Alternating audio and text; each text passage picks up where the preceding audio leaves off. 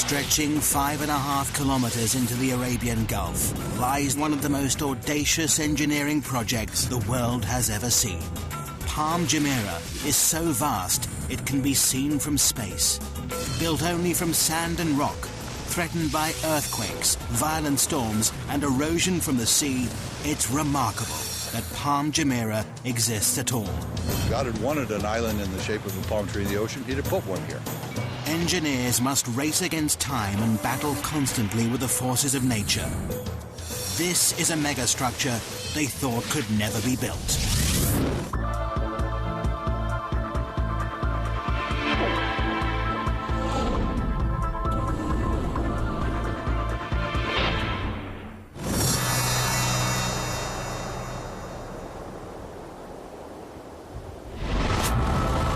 August 2001.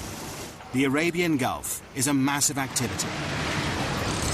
Dubai is building one of the biggest man-made islands in the world. Engineers have a daunting task ahead of them because this is a construction like no other.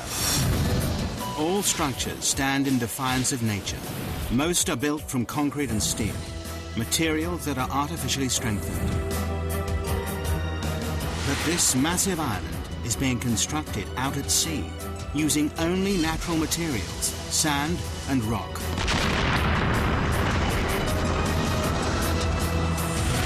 And both start eroding the moment they hit the water.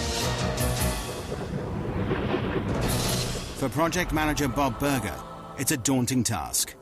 Any construction is in defiance to nature, and this is an extreme example of that. Every day, we're trying to prevent the destruction of what we built. The Middle East, Dubai, the jewel of the Arab world. A kingdom built on the profits of its oil reserves. This tiny emirate, twice the size of London, is one of the richest places in the Arab world. But it hasn't always been like this. 50 years ago, Dubai was a trading town built on a creek. Over half a century later, it's been transformed. Now it's famous for gold, trade, and oil. But there's a problem on the horizon. By 2016, the oil will have run out. It'll mean disaster for the economy. Dubai must find a new source of income. The Crown Prince, Sheikh Mohammed bin Rashid Al Maktoum, has a $2 billion plan to save his country. He's ordered his kingdom to transform itself into the world's #1 luxury tourist destination. And the Crown Prince has a history of getting what he wants. To put Dubai on the map, he's already built one of the most luxurious hotels in the world, the Burj Al Arab, created top-class golf and race courses, and is planning the world's tallest building. But now, the Crown Prince's big idea is mass tourism. Dubai seems the perfect spot. It offers sun almost every day of the year, glorious beaches and azure seas. 5 million tourists visit here annually. Now they want to triple this to 15 million. But there's a problem. The coastline is a mere 72 kilometers long. Not enough space for all these extra people. But how do you make your coastline longer? The Crown Prince's plan is to build a massive island, and he wants it done by 2006. What better for a paradise island than the shape of a palm tree? 5.5 kilometers across, it increases the coastline by a whopping 56 kilometers, 9 times more beachfront than the circular island. But no one has ever built an island this size and shape before. When I first heard of this project, I couldn't believe it. I thought it's incredible. The extraordinary plan is to build a city at sea. The palm will be covered with luxury villas, shopping malls and restaurants. The crescent-shaped breakwater, linked to the palm by a tunnel, will hold 22 hotels. The easiest way to build such a massive structure at sea is to use concrete and steel. But this doesn't fit with the Crown Prince's plans. His idea creates an added challenge. To blend in with its surroundings, the island must be made entirely from natural materials. The palm-shaped island will only be made from sand, 94 million cubic meters of it. All that protects this from the sea will be a breakwater, 5.5 million cubic meters of rock. Together, there's enough sand and rock to build a 2.5 meter high wall circling the entire world.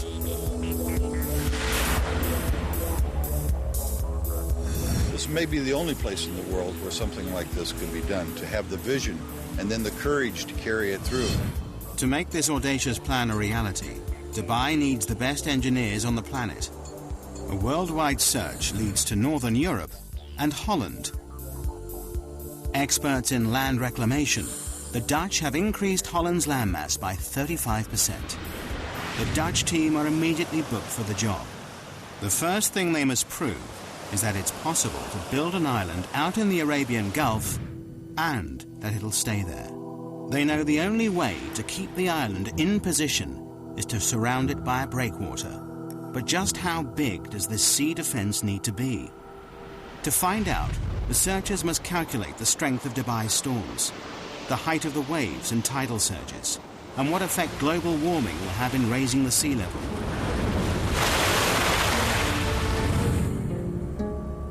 The biggest fear for all coastal engineers are massive freak waves. These waves build up over long distances, pushed by persistent winds and large currents. They destroy nearly everything in their path. But the island builders are lucky.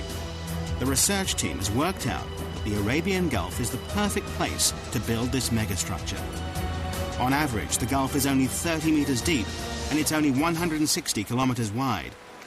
It's too short and too shallow for catastrophic waves to build up. But the team know they will get Shamal storms. Every winter, these intense northerly storms bring high winds and 2-meter waves that will batter the structure. Researchers must also factor in the worst-case scenario, the storm that hits once in 100 years.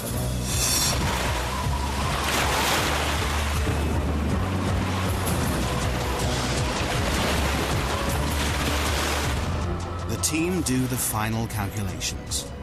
To protect this fragile island, the breakwater must be at least 3 meters high above the waves and 11.5 kilometers long. But just when the engineers thought they were ahead, they're given another challenge. The developers in charge of this megastructure want to start construction immediately, before the research is complete. It's a huge gamble that could come back to bite them. If they haven't got it right, the whole structure might be washed away. August 2001, the breakwater construction team take to the sea. They've only 2 years to build this massive 11.5 kilometer sea wall. But just as they get started, disaster strikes. September the 11th, 2001. The World Trade Center in New York is attacked in a brutal act of terrorism. Overnight, tourism to the Middle East stops. But work has already started on the Palm Island. Will millions of dollars and months of research all be in vain? September 2001. In the wake of terrorist attacks in the United States, travel abroad halts abruptly. Fear and panic spread. People are too frightened to travel, particularly to the Middle East. It could have disastrous consequences for Dubai's ambitious plans. Work has already begun on building one of the biggest man-made structures in the world. A giant palm-shaped island that'll transform Dubai into a world-class holiday destination. The massive 11.5 kilometer breakwater is under construction. Both the breakwater team and the Palm Island team are assembled to make the dream a reality. But 9/11 throws the plans into turmoil. The 1,200 foreign engineers fear their lives could be in danger. They make contingency plans to leave the country. In the meantime, they're advised not to go into Western hotels and bars. Business slumps. Beaches are empty. Restaurants deserted. No one wants to be here. For 3 months, Dubai grinds to a halt. The sun is setting on the Middle East's tourist industry. But the job must carry on, whatever the political climate. The oil reserves are running out. The Crown Prince stands firm. The developers are now committed to the build. Millions of dollars have been spent hiring the world's top reclamation engineers. They've worked on huge projects, like Hong Kong's Chek Lap Kok Airport, Holland's North Sea Wall, and Singapore's industrial centre. But no one has reclaimed a structure this size or shape before. By November 2001, the race to build this megastructure is really underway. 9 barges, 15 tugboats, 4 dredgers, 30 heavy land-based machines, and 10 floating cranes are needed to construct the massive seawall. For the breakwater team, their first step in this awesome challenge is to build up the sea floor. 3 massive dredgers take up a thin layer of sand from the barren seabed nearby. Then they dump the sand in a layer up to 7.4 meters thick. This must be done while the sea is at its calmest. To keep it in place, barge loads of rubble are dropped on top of this. This bed of rock will raise the breakwater from 4 meters below sea level to 3 meters above. It's the beginning of the sea defense, without which the island cannot exist. The sloping layers take out the force of the waves as they hit the wall. But the sand and rubble layer is only the base, the core of the breakwater. What really creates the protection is the outer armour. For this, engineers need vast lumps of rock. Each piece of rock weighs up to 6 tons. It's these massive boulders that will protect the fragile island from the destructive force of the sea. But sourcing enough rock is an enormous task.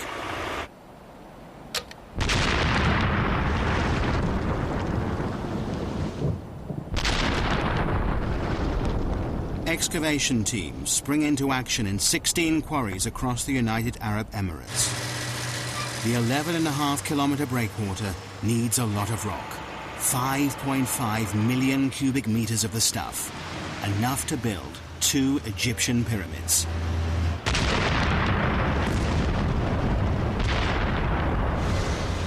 Rock is blasted out of the mountains night and day. Loaded onto dozens of lorries, it begins the arduous journey to the coast. Here, the rocks are immediately piled onto barges and shipped straight to the construction site. It takes less than 24 hours for each rock to travel from quarry to breakwater. 24/7, this floating conveyor belt delivers up to 40,000 tons of rock per day, nearly the same weight as 2 aircraft carriers. The density, size, strength and permeability of each boulder is crucial. This stone wall must last for centuries. There's no concrete or steel holding these rocks in place. These vast boulders are not just dumped in position, graded by size and weight, it's the sheer volume that keeps them here. Positioned by cranes, each rock must interlock with the next to withstand the full force of the sea. Constant checks are needed to ensure the breakwater is in the right place and the rocks are stable. The only sure way to do this is to send in divers to pinpoint and check every metre of it. Nothing about this megastructure is left to chance. Any movement could cause the rock to crack and the wall to disintegrate, leaving the whole project vulnerable. A detailed study of the breakwater rocks below the water is noted. Divers are looking for signs of fatigue on these 6-ton boulders. Their fear is that some will have splintered or been knocked out of place by strong waves when they were put here. Every 27 meters, a diver surfaces to record the location of the rocks they're checking. The reading is taken from a man based on land. But so far, this section of the breakwater stands firm.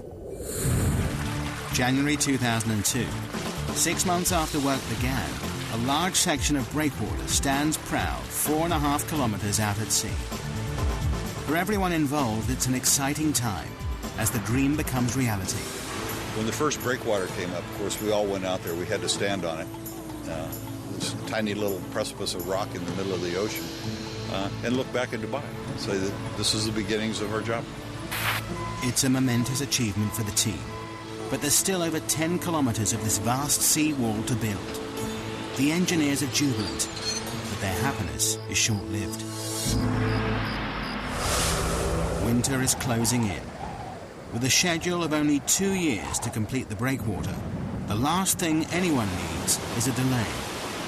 Winter in the Middle East brings shamals, great storms with winds of up to 56 kilometers per hour. Wind shifts are sudden, whipping up the sea, bringing torrential rain, violent thunderstorms, or blinding dust storms. On land, little can move. Out at sea, things are even worse. Massive waves batter the boats that need dead calm water to place the sand and rock with pinpoint accuracy. We had to seek shelter in the very little shelter that we had built. Engineers planned for the bad weather, but the storms of March 2002 are worse than they feared. Everybody crowding around trying to protect themselves from the storm. The boats find shelter, but more worryingly, will the breakwater hold? It's a nail-biting time. Over the next 3 weeks, the storms are relentless. All the engineers can do is watch and wait. The breakwater stands firm, but the schedule is slipping. The construction team is 3 weeks behind, and the pressure is immense.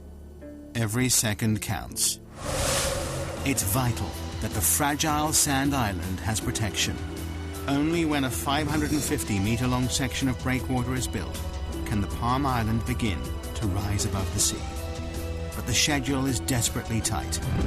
The entire megastructure must be complete by 2006.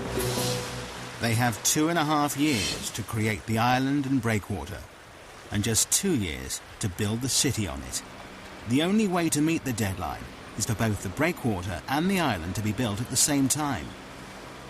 It's not an ideal situation. It will mean that throughout the build, the Palm Island will have the bare minimum of protection from the sea. But the engineers have no choice. The deadline is set. While the second team, building the island, wait for the protective breakwater to be built, they keep ahead of schedule by laying the sand foundations below sea level. But now, 8 months after construction began, they are desperate to break the surface. Finally, April 2002, the first 550-meter section of the breakwater rises 3 meters above the sea. At last, the builders of the Palm can step up the action and bring the island above sea level for the first time. To complete this massive island, Team 2 has the awesome task of finding 94 million cubic meters of sand to create their island, enough to cover the whole of Manhattan 1 meter deep. It's an enormous job in itself, but finding the right sand is an added headache. Dubai has more sand than it could ever need, but there's a problem. Desert sand is the wrong material for the job. It's too fine. The particles won't cling together. It means that the vast sand island would simply wash away. The engineers must look elsewhere. The best sand for the job is found 6 nautical miles out at sea. This sand is much more suitable. It's coarse, packs densely, and is more resistant to wave impact. They will dredge sand from the Gulf seabed. And there is an added benefit. The dredgers will spend less time transporting the material to the construction site. In just 3 hours, a dredger travels to and from the site, scoops up the sand, and sprays it into position. It works a 5 square kilometer area, dredging up the top meter of the sea floor. It takes less than an hour to fill the 8,000-ton tank with sand. The sand is then pumped through a pipe and sprayed into place at 10 meters per second, enough to fill an Olympic swimming pool in 4 minutes. The process is called rainbowing. The island construction team work round the clock to keep to the tight schedule. Night and day, the island grows bit by bit. The rainbowed sand builds into a sandbar, rising up to 4 meters out of the water. But for the engineers, there are mixed feelings. Is the shape of the island progressing as planned? There's great excitement. and there was great anticipation and a little bit of fear. Is it in the right place? With doubt cast over the construction, Dubai has a trick up its sleeve. 676 kilometers up in space. Dubai has access to the only privately owned satellite in the world. It's so powerful, it rivals those of the Russian and US military. The satellite, Iconos, orbits the Earth, taking pictures that prove the island is totally on track, so far. It also means the Crown Prince can keep a close eye on his pet project.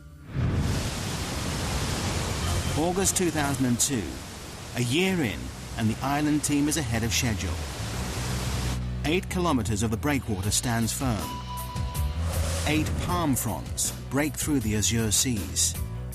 But it's a grueling and difficult process. Rainbowing is a common operation in land reclamation. But this is no ordinary reclamation project. There is no mold for the palm shape and no fixed points to get bearings from. The unique shape makes it a nightmare to build because the whole design relies on accuracy. This enormous structure has 56 kilometers of waterfront and almost all of it is curved. To make things more difficult, it's impossible to tell from the ground if the sand is falling in the right place. The only way to complete this task is to use state-of-the-art technology. Prior to GPS, we couldn't have done this job. There are only 2 straight lines in this project. All the rest of them are curved. It's all down to a team of 5 men who walk the perimeter of the island every day as it takes shape. It's grueling work. Summer temperatures reach a searing 48 degrees Celsius. Humidity hits 95%. With heavy packs strapped to their backs, these mobile receivers create a grid reference for the island. Receiving signals from space and a fixed position on land, the height and position of the sandbars is recorded. With these coordinates, dredgers can sail into the exact position and rainbow the sand with pinpoint accuracy.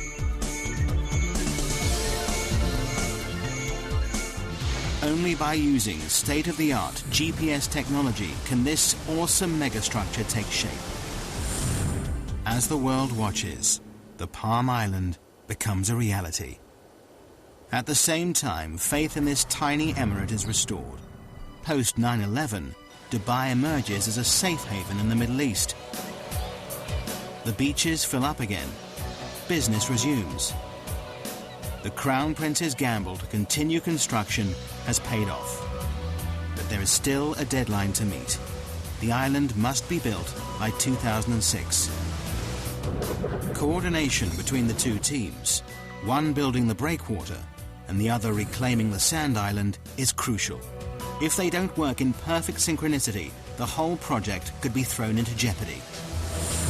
If the breakwater progressed too quickly, it would cut off access for the reclamation contractor.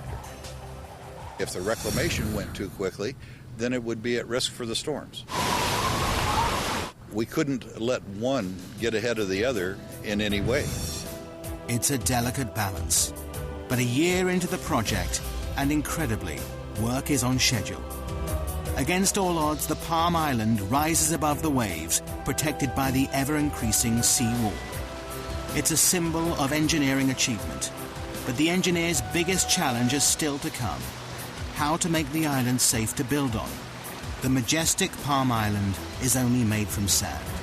But sand is unstable and highly susceptible to the movement of water around it.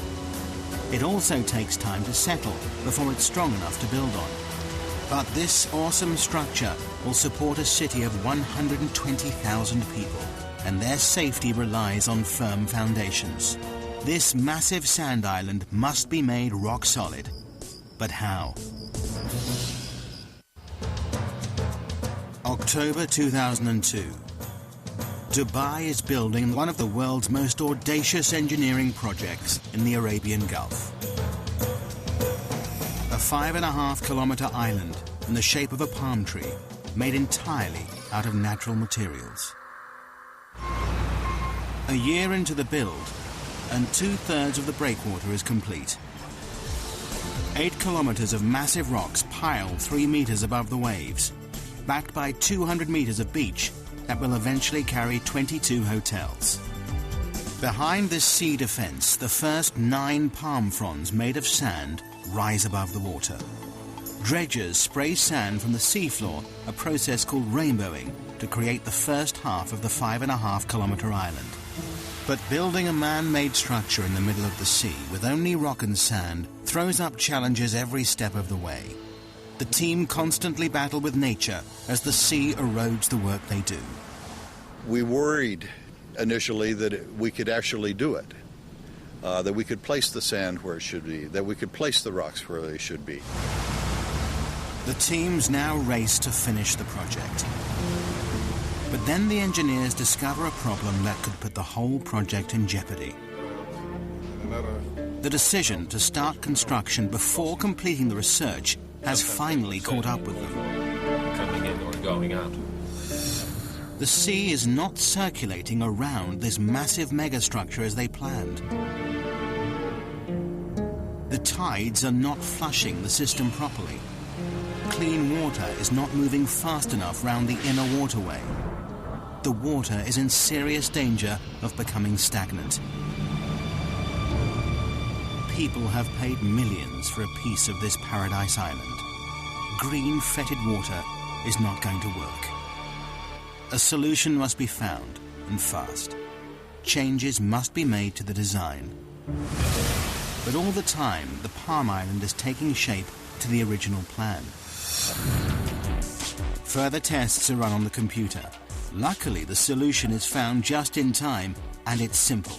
The seawall must have 2 breaks in it. 2 4-lane bridges link the sections of the breakwater. These 2 openings mean enough fresh-flowing water can get into the system. Twice a day, the tide enters the structure, pushing clean water around the fronds. Over 2 weeks, the entire waterway is replenished. But there is always a fear it may return. Environmentalists now test the water every day to check that the system is working. The return of algae and stagnant water is something they can't allow. With the water quality assured, the project is back on track. Teams race to finish the structure. 7 dredgers rainbow the sand, creating the last few palm fronds. Floating cranes lift the final rocks into place. By August 2003, the breakwater is complete. An awesome 5.5 million cubic meters of rock now holds back the full force of the sea. 2 months later, in October, the island reclamation is finished. 94 million cubic meters of sand have been pumped into the Arabian Gulf to create the perfect palm shape. In just over 2 years, the Palm Island has finally risen from the sea. The deadline has been met just on time, and Phase 1 of this monumental engineering challenge has been accomplished. There is still a very long way to go. Phase 1 is only the completion of the foundations. Now to fulfill the Crown Prince's dream. 4,500 houses and apartments, hotels and shopping malls must be built along the waterfront. This sand island must support an entire city. But here lies the next major problem. Sand is not easy to build on. Because the sand has been sprayed into position, it's loose and uncompacted. We get the material for the islands dredged from the seabed, which means that all the fine materials are already cleansed from the sands. You can drive on it within a couple hours after you reclaim it. However, it's not satisfactory to build on. But a strong base is vital to support this city at sea. Before construction can start, engineers must find a way to compact the sand to make it firm. In theory, the idea is simple. All we have to do then is compress the top layer. As you can see, when you press down, very little displacement, except straight down, nothing to the side. That gives us a firm surface to build on. But in reality, The engineers are working with an area spread over 5 square kilometers. Over time, the sand will compact naturally, but this will take years. And time is something the engineers don't have. Construction of the infrastructure must start immediately. As if the schedule wasn't pressure enough, there is another, more important reason why the foundations of the city must be made extra strong. Dubai sits just on the edge of a major earthquake zone. Bam, Iran, north of the Arabian Gulf. 5:26 a.m., 26th of December 2003. The town is hit by a quake measuring a massive 6.6 on the Richter scale. In minutes, 60% of the buildings are leveled. 43,000 are dead. 20,000 injured, and 60,000 are homeless. Following this, multiple quakes hit Dubai 480 kilometers across the Arabian Gulf. It's a wake-up call to the Palm Island project. If the epicenter hit Dubai, it could spell disaster. Should an earthquake come through the area, the sand might lose its cohesiveness down deep. The reclamation process piles sand one grain upon another. If we put the ocean around it, you see the island. However, the lateral forces of an earthquake can make the island disappear. This terrifying phenomenon is called liquefaction. It happens when a quake shakes the Earth's surface, causing sand particles to move. As the sand compacts, it pushes the water between the particles upwards, making the ground liquefy. It means the island would sink back into the sea. The team work out they need to compact a layer of sand 12 meters deep, too deep to compact by normal road roller. The only solution is a process called vibrocompaction. January 2004. 15 machines work around the clock to firm up the land. Probes drill over 200,000 holes into the ground across the surface of the island. High-pressure water and air drives each probe deep into the earth. This shaft then vibrates, shaking the ground around it. The earth is compacted. It's a tried and tested formula. As the sand compacts and sinks, more sand is poured in until the area around the probes is rock solid. It takes the team 8 months to stabilize the 17 palm fronds, but it has to be done to ensure the safety of 120,000 people who will live and work here. March 2004, 2.5 years into the project, and Palm Jumeirah is ready to become a building site. Now thousands of trucks and cranes, tons of supplies, and 2,000 laborers descend on the island. This is the most complicated part of the project, the installation of the infrastructure, gas pipes, electricity cables, water supply, and buildings. They're building an entire city out at sea in just 2 years. Nothing like this has ever been attempted before. For project manager Scott Hutchinson, building the apartments is a massive logistical nightmare. I've probably worked on 3 or 4 other billion-dollar projects before, but this is without a doubt the biggest and the most complex that I've ever seen. And I can't imagine other projects being any more complex than this. 850 buses ferry the 40,000-strong Asian workforce on and off the island in 2 12-hour shifts. They'll work in grueling temperatures of up to 48 degrees Celsius. As well as thousands of people, millions of tons of concrete and steel are shipped in from around the world and driven onto the Palm. 51 different contractors build houses, roads, canals, shopping centres, sewage plants, and each part of the jigsaw must meet the next perfectly. To stay on schedule, all the materials must arrive on site exactly on time, and they will go to any lengths if they don't. If material isn't showing up from overseas, you put somebody on the plane and fly the guy out there to get it done. You don't wait, you don't sort of react. You just get out there and try and be proactive, because otherwise a job this size never gets done. Supply is not the only problem. Installation of the utilities and pipelines is a massive headache. Miles and miles of gas and water pipelines need to be laid across many different parts of the construction site. Munir Haidar, head of the technical team, knows that on a job this size, a good plan is vital. It's not that there is no plan, there is a plan, but you have to monitor and adjust this plan on a daily basis because it changes every day. Since the island's launch in 2001, it's changed beyond recognition. Originally, Palm Jumeirah was designed to house and service 60,000 people. But by 2004, developers realized the public loved the idea so much, they doubled the capacity. Everybody's changing their requirements, and you have to learn to react very quickly to that. And in Dubai, things move quickly. The pressure is on.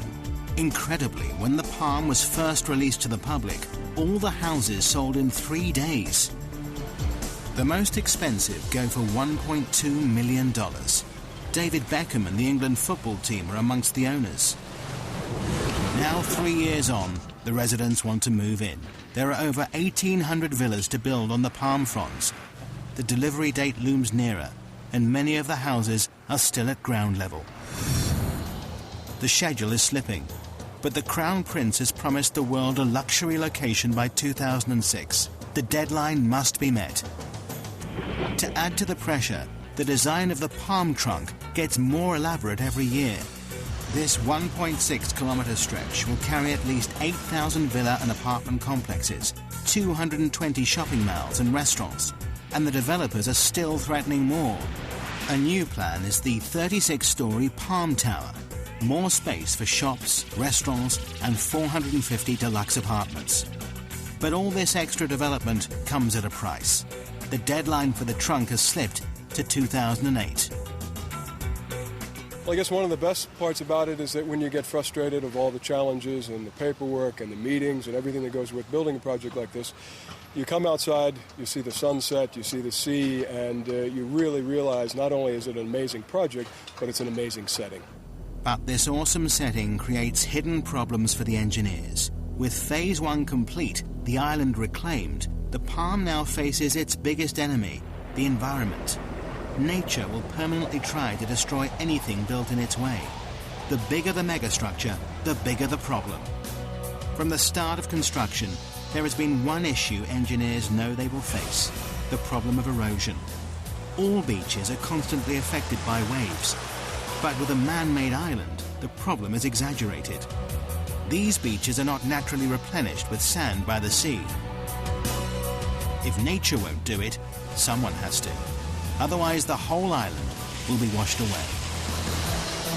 Only now the island is complete can they see the full extent of the problem. Engineers have studied every metre of the Palm's 56-kilometre coastline, analysing the effect the waves have on its shape. The results show the sand is gradually being washed away in some places and built up further along the structure. Left unchecked, the beaches will no longer be straight, and Paradise Island will fail. But the engineers are confident that through constant maintenance, they can keep the intricate palm shape.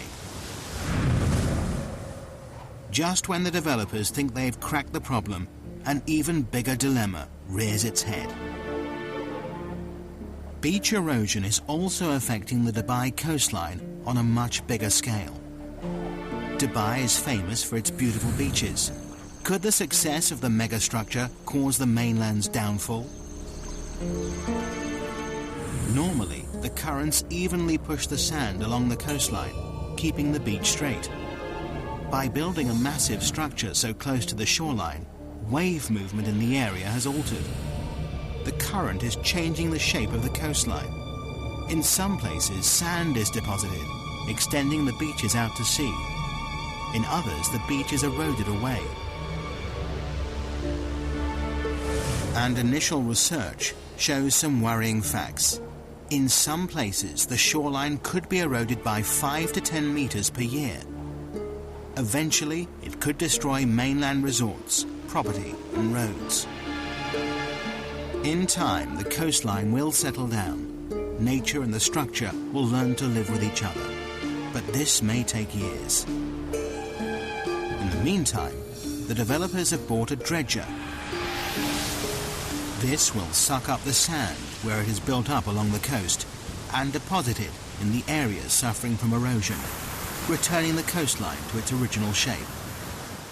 Dubai's beaches are safe, for now. The engineers are constantly working out how to tame nature's forces. The erosion problem is under control. But the threat to the project doesn't just come from the surface of the sea. They now face a new dilemma beneath the waves.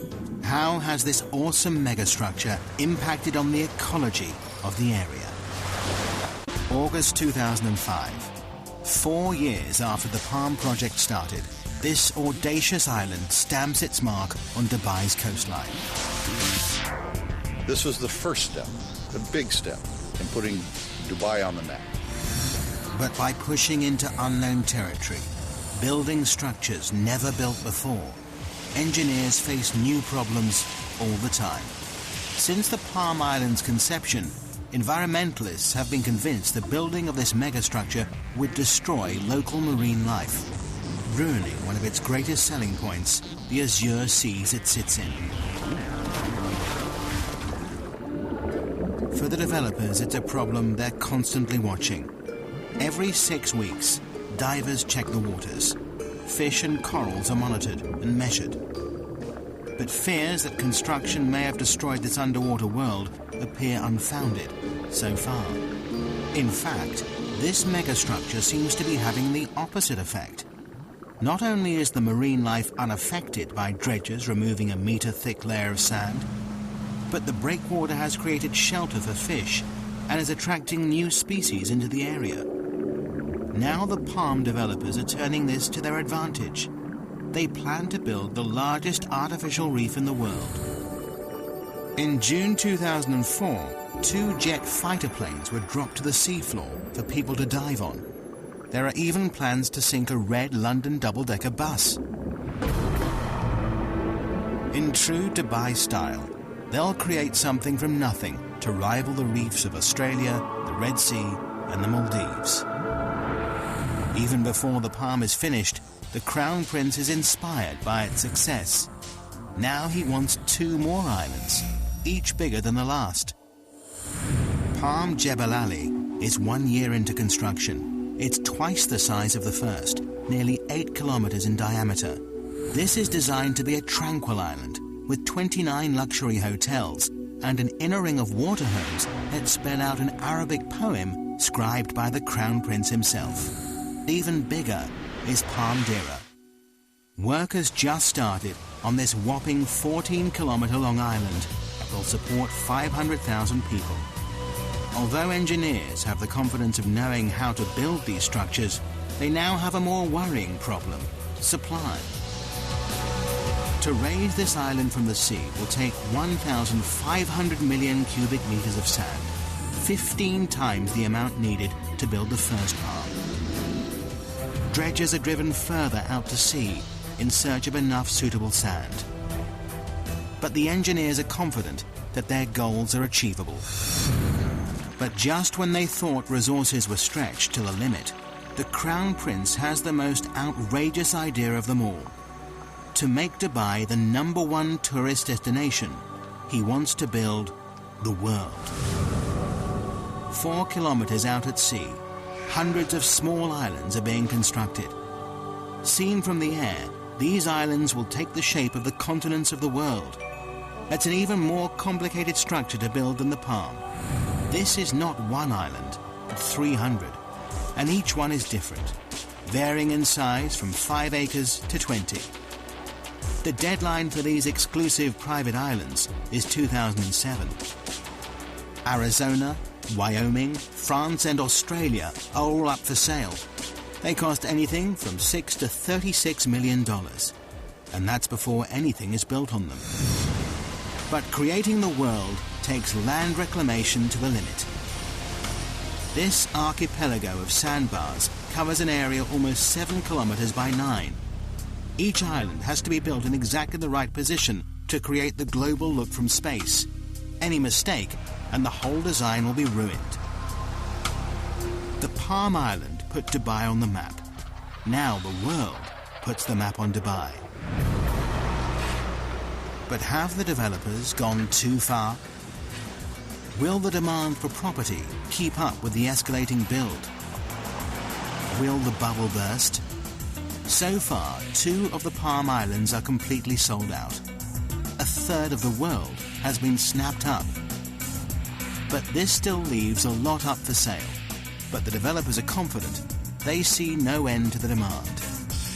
Megastructures are the latest craze. To top all plans, in January 2005, they launched the Dubai waterfront. This claw-shaped landmass won't just stretch far out to sea. It will also create 75 kilometers of waterfront, stretching into the desert. Together, all these megastructures will extend the coastline of Dubai from 72 kilometers to a whopping 1,500, a 2,118% increase. Meanwhile, the first Palms construction team continues to meet the deadline of 2008. But the island stands here in defiance of nature, proof that engineers can and will continually push the boundaries of engineering technology. The Palm Island is truly an awesome megastructure.